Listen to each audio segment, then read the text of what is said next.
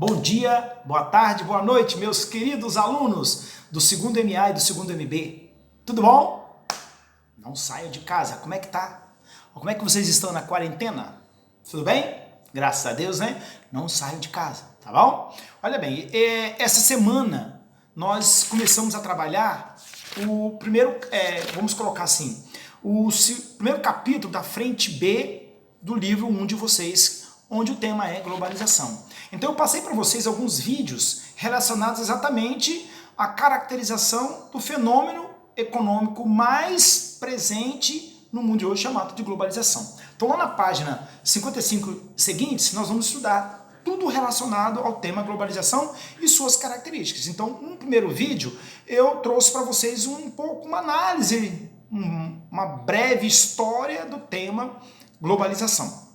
Na página 56, é um resumo falando das origens da globalização, uma origem mais histórica, uma origem mais econômica. Aí depois fala, dentro do mundo da globalização, na página 57, o poder das grandes associações internacionais, como por exemplo o G20, né, o BRICS e outras organizações que o livro não cita, né, como o G8, por exemplo, o antigo G7, ou o G7, antigo G8, nós podemos fazer uma análise sobre isso, tá? E outros tipos de associações internacionais. Depois, na página 59, o livro começa a falar do comércio globalizado.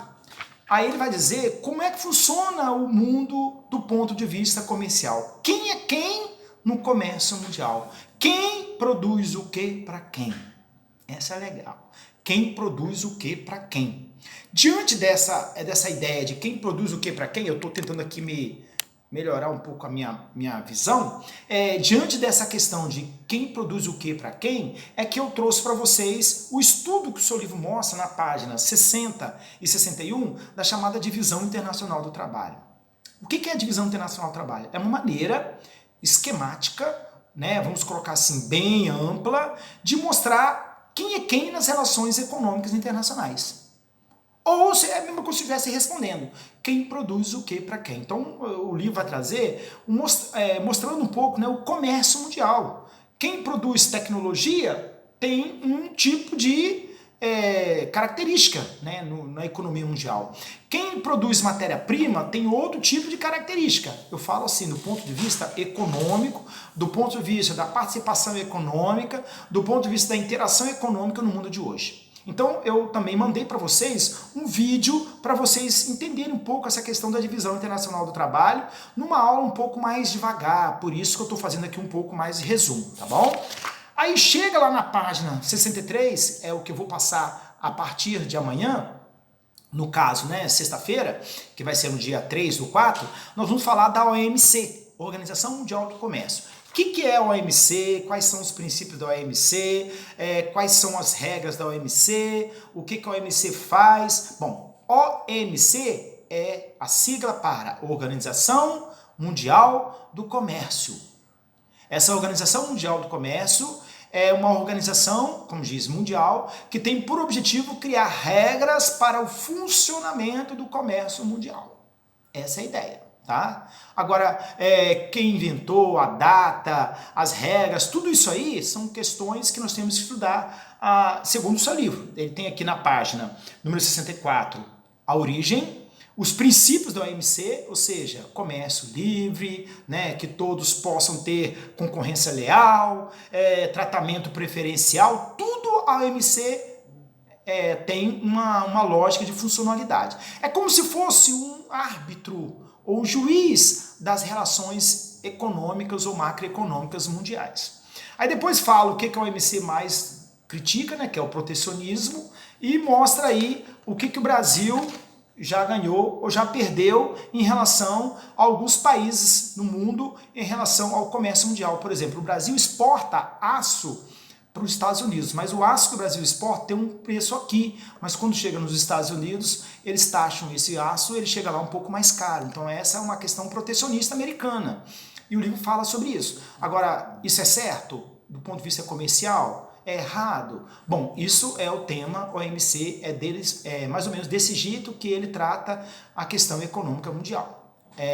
Eu também vou mandar um vídeo para vocês entenderem um pouco com mais detalhes sobre a OMC, o histórico, as características, tá bom? É isso aí que eu quero que vocês entendam. Bom, depois a gente vai na página 67 trabalhar o comércio brasileiro. Aí nós já pensamos assim, olha, nas relações internacionais, já pensamos da OMC, agora a gente vai pensar dentro do Brasil. Como é que funciona o comércio brasileiro? Seja dentro do Brasil, né, o varejista, o atacadista, nós estamos vendo aí tudo isso agora está quebrando por causa da pandemia, não é verdade? E ao mesmo tempo o comércio brasileiro do ponto de vista com o mercado externo. Então ele vai citar assim, por exemplo, o que o Brasil mais vende? O que o Brasil mais exporta? O que o Brasil mais importa? O Brasil na exportação ou na importação? O Brasil tem saldo positivo ou negativo? Aí ele vai citar, se for negativo, é chamado de déficit. Tem um gráfico aqui na página 67 que traz duas coisas. A primeira, o gráfico que mostra a evolução das exportações brasileiras, do comércio externo brasileiro. Né? Exportação, importação, déficit, superávit. Então é uma questão conceitual que faz a gente entender se o Brasil tem saldo positivo, é superávit. Se o Brasil tem saldo negativo, é déficit. Déficit significa saldo negativo, tá bom? Agora, quem são os principais compradores brasileiros? Observe aí, Estados Unidos, Argentina, e quem são os principais? Isso dado de 2016, segundo o seu gráfico. O seu livro na página 67. Só que nós podemos, se fôssemos ver isso em 2018, 2019, 2020, que tem outros países que figuram como grandes compradores e vendedores, né, que o Brasil vende e compra, entre eles a China, né, os países do Oriente Médio. Quer dizer, o Brasil também tem um mercado externo muito grande. Tá? É mais ou menos isso que o autor vai dizer. Depois ele vai falar um pouco sobre o resultado desse comércio externo. Se o Brasil tem parceiros, isso tem uma consequência. Se o Brasil exporta, ele tem uma consequência interna. Se ele exporta, por exemplo, aço, as empresas brasileiras têm que se caracterizar, se especializar para exportar aço e por aí vai. Então os gráficos que estão na página 68 e 69, o objetivo desses gráficos é ilustrar, né, mais ou menos como é que é essa questão nas exportações brasileiras. E internamente, o que nós podemos dizer? O comércio o varejista e o atacadista. Né? Nós vemos aí o comércio dos shoppings, né, os atacadões, as áreas comerciais das grandes metrópoles brasileiras, que faz com que o coração econômico interno do Brasil funcione. Mas o Brasil sempre teve vocação para o mercado externo. Nós nunca podemos esquecer isso, tá bom? Então eu espero que vocês tenham tido pelo menos uma noção do que eu vou passar para vocês a partir dessa sexta-feira, tá? Para vocês entenderem esse assunto. Um beijão, até mais.